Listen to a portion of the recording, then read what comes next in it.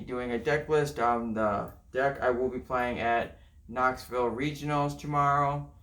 This deck is anti-meta, so it's set up to counter the three big decks, which is Pikarom, Reshazard slash Fire, and Mew Mew.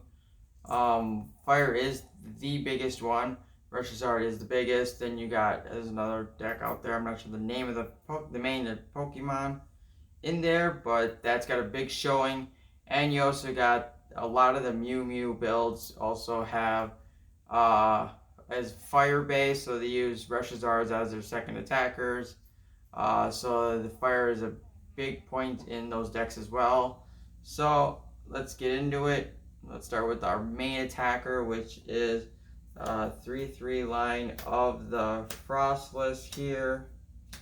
Boom. Mostly we using the first attack to get that. It's 1 water. Put up to 7 damage counters on your Pokemon, times by 20 for each damage counter you put that way. So you'll be doing a base of up to 140. You get that times 2 weakness, that is 280. You'll be knocking out a Reshazard 1 hit, getting that 3 prize cards, and moving on because you'll be getting very far if you can set it up really easily. I mean, the second attack is okay. It's 40 for 1, and you put your opponent's active Pokemon asleep. That is also good for this deck with what else we have in here. So that is just another decent aspect of that card. Moving on to our second attacker, which is a 2/2 line of the Breloom, which is a fighting type that uses grass energy. Okay, and basically we're looking for this pre-draw strike, which is, it does 30, and if your opponent's Pokemon is asleep, it does another 90. So if it's asleep, you'll be doing a base of 120. You times that by 2 on the weakness of, say, Pikarom. That is 240, which is exactly enough to knock them out and get another 3 prize cards there. So that's another great way to set up. And again, it's only 1 energy, so you'll see a quick theme in this deck going around.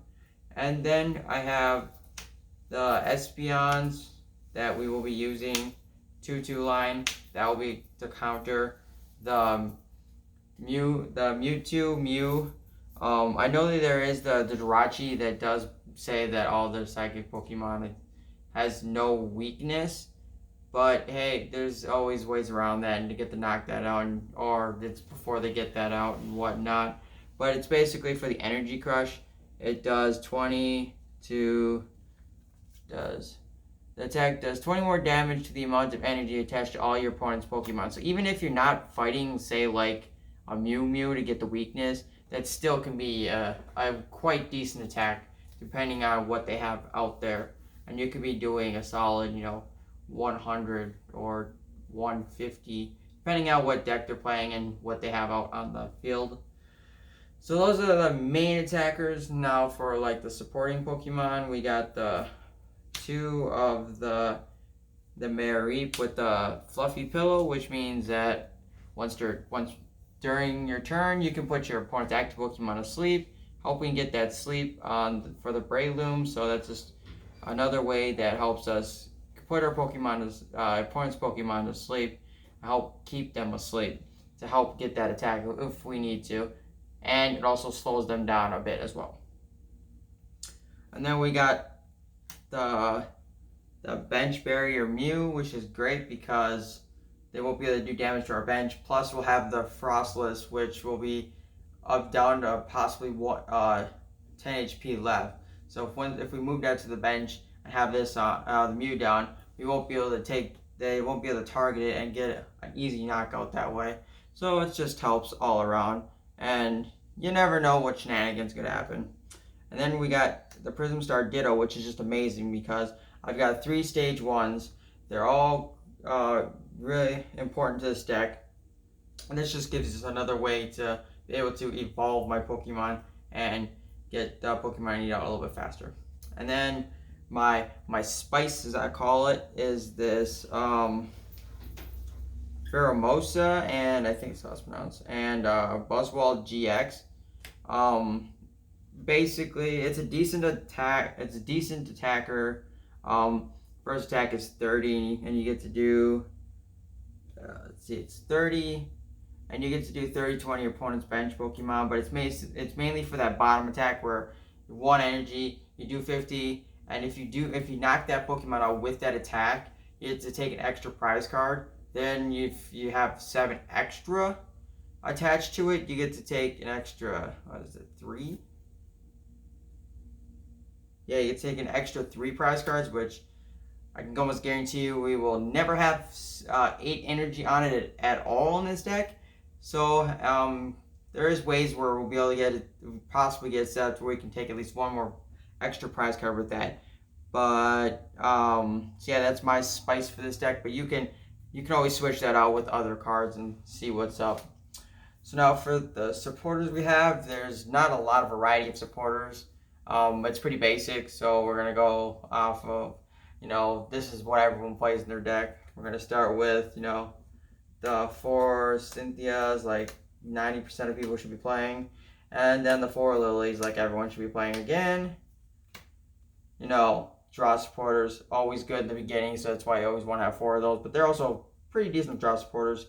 And then, if you've seen a correlation here, we got the Professor Elm's lecture, because we have 3, 4, 5, 6, 7, 8, 9, 10, 11 Pokemon that have less than 60 HP. So that will be able to help us get out basically anything, because you can get up to 3. So that will really help us set up early in the game, get out what we need exactly, or something that we need for an attack or whatever. So that's really good in this deck to help us out. And then for the trainers, we have 4 custom catchers, since we really the only way left right now is to be able to switch your opponent's Pokemon out, so that is a must-have. And that's also why it is at $10 to $12 right now, because everyone's using it. And then another great way to search out Pokemon, it's quite a bit in here, and you don't need, say, 2 of these or 2 of these, or you don't need like something that you can easily toss back in your, because it goes into your deck, so you're not losing it. You're just putting it away for the time being and getting what you need depending on what you're playing. So that's great in this deck, but it's also great in everyone's deck. So most people will be playing that deck. I do play 3 switches. That's great for, like, say, switching out one of the Frosless that's got 10 HP left on it, or if you need a different Pokemon to become the active, because the deck is different than what it is because it's your first game or whatnot. It's just a great way to get around and switch Pokemon out without having to throw energy cards in discard pile.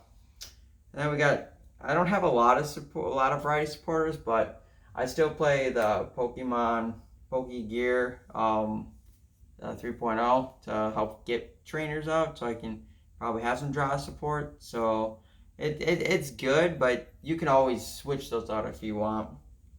And then we've got, help us get more draw going on, we've got 2 Acrobikes, great cards, always good in decks. And to help us do some switching, we got 2 Escape Bikes, or Escape Boards. Just basically a lot of these have 1 HP, 1 retreat cost. So putting that on, say, like something on like this when it's weak, or on like this just in case it gets pulled up, or like even like the Ditto, you'll be able to switch it back out without having to throw energy on it to waste it. So it's a pretty decent card to slap on something that you want to just sit on the bench. Then I have the 1 Netball. That's basically to get out the 3 grass Pokemon I have in this deck. That's literally all it is for. So yeah, I had more, but I narrowed it down to 3 since I don't really need as much. And then for the stadiums, I run a power plant. Mostly against, I'm not 100% sure, but I'm pretty sure the ability is an ability on Mew Mew that that would just destroy the whole deck, and that would really cut down on a lot for Pikarom. Because like half there's Pokemon in there that are like very vital to the deck that have abilities. And then the Slumbering Force, because we're almost always going to have our opponent's Pokemon asleep, and that will make them have to get 2 heads in order to become awake. So also slow them down at the same time. And now for the energy, my first build, or my second build, I think it's my third build. I had just special energy, but it has recently changed, and this is what I will be going with. So we are running 3 rainbow energy because we are working with psychic, grass, and water type energy. So that will help us get around that. And then we've got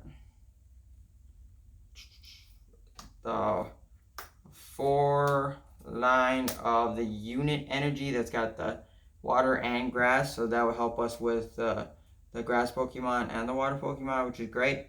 I wish it would have worked out to have 3 that I was using on the same card, but you know, not everything works out the way it is. And then we've got 2 water and 1 psychic.